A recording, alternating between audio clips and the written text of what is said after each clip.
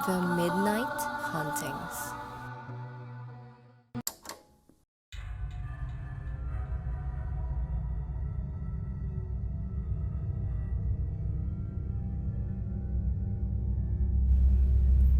Magandang araw mga ka-midnight. Ako si Rex.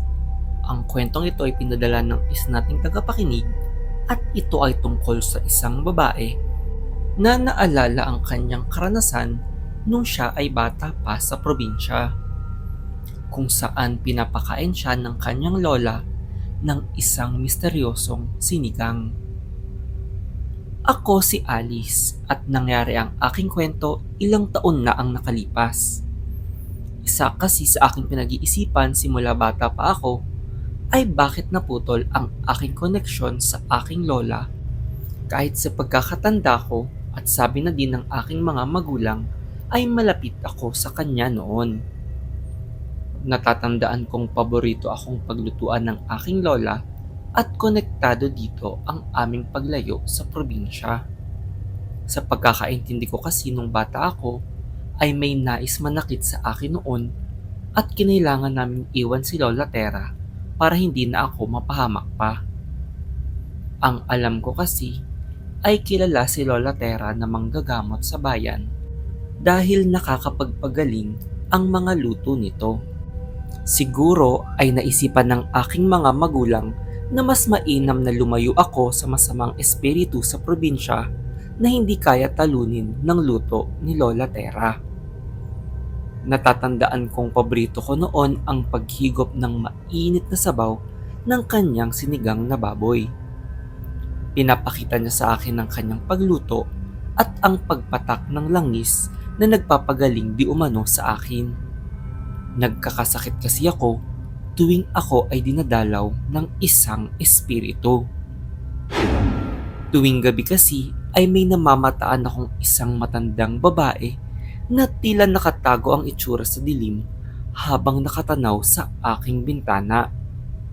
Sisilip lang ito saglit sa aking bintana at aalis din agad, ngunit sa aking takot kapag gabi ay lalagnatin na ako paggising sa umaga.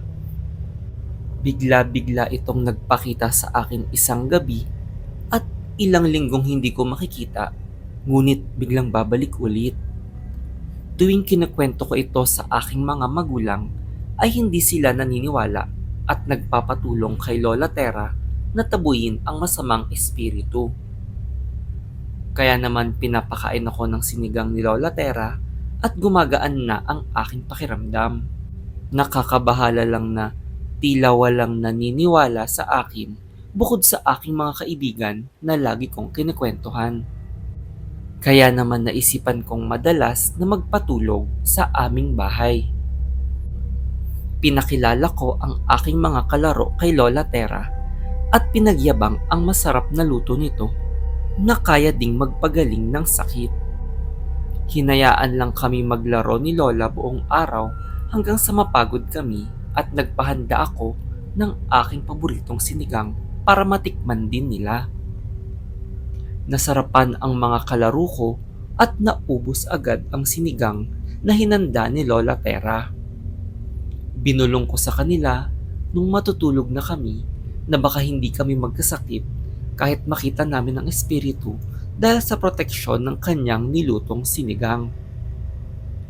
Natanaw namin nung kinagabihan ang multo, ngunit hindi ito sumilip sa bintana ng aking kwarto at nakakatuwang hindi nga kami nagkasakit kinabukasan. Inasar pa ako ng iilan kong kalaro na baka ako lang ang nagkakasakit dahil sa takot, dahil ayos naman ang kalagayan nila. Ilang araw ang lumipas at naisip kong baka sadyang matatakotin lang talaga ako at totoo ang kanilang sinasabi. Ngunit ayon kay Lola Tera ay nararamdaman na din niya ang paglakas ng masamang espiritu. At sa kasamaang palad ay nagkatotoo nga ito. Dahil natagpo ang patay ang isa kong kalaro isang gabi sa labas ng kanilang tirahan. Ilang araw na daw itong matamlay at nagsasabing dinadalaw daw ito ng espiritu ng matandang babae. Isang gabi ay nawala daw ito sa kwarto niya at natagpuan na lang kinabukasan sa kagubatan. Dun lalong kumalat ang usap-usapan tungkol sa masamang espiritu ng isang matandang babae. Malamang ay ito daw ang sanhi ng pagkasakit ng iilang kabataan sa aming lugar noong mga nakaraang gabi. At napag-alaman kong karamihan sa mga ito ay aking mga kalaro.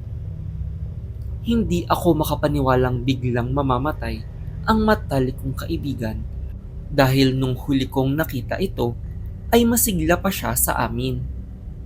Tila na konsensya pa ako dahil ako ang nagpakita sa kanila sa masamang espiritu sa gabi, kaya ako nanghina at tumamlay sa bahay. Pilit akong pinapakain ni Lola Terra para daw malabanan ang lungkot, ngunit wala talaga akong gana kaya hindi ako kumain ng kanyang lutong sinigang. Nagpa siya akong magkulong sa aking kwarto buong gabi at naramdaman kong tila ako ay nanghihina at nagkasakit. Dinala agad ako sa ospital nung gabing iyon ng aking mga magulang kung saan hindi ako nagising ng ilang gabi. Nung nagkamalay na ako, ay nakaempake na ang aming mga gamit at agad na lumipat na sa Maynila nang walang pagpapaliwanag sa akin. Ngunit ngayong matanda na ako, ay nalaman ko na ang tunay na nangyari sa akin nung gabing iyon at ang dahilan kung bakit hindi na pinag-uusapan pa si Lola Terra. Natagpuan ko ang mga liham ng aking mga magulang at nangilabot sa aking nadiskubre. Si Lola Terra pala ay may hinahalong lason sa kanyang mga nilulutong pagkain. Siya din pala ang nakikita kong matandang babae tuwing gabi at tumatakas pala siya para itago ang kanyang mga lason. Ginagawa raw niya ito dahil sawa na siyang maging manggagamot sa aming bayan. Ngunit dahil ako ay apo niya, ay pinapatakan niya ang sinigang na niluto niya ng panlaban sa lason para mahinto ang aking sakit.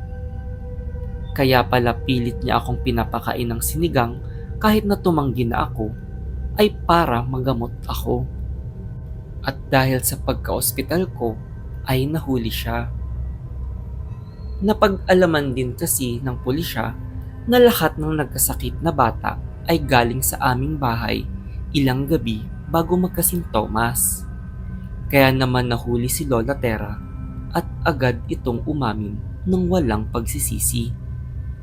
Hanggang ngayon ay nakakulong pa din siya sa probinsya.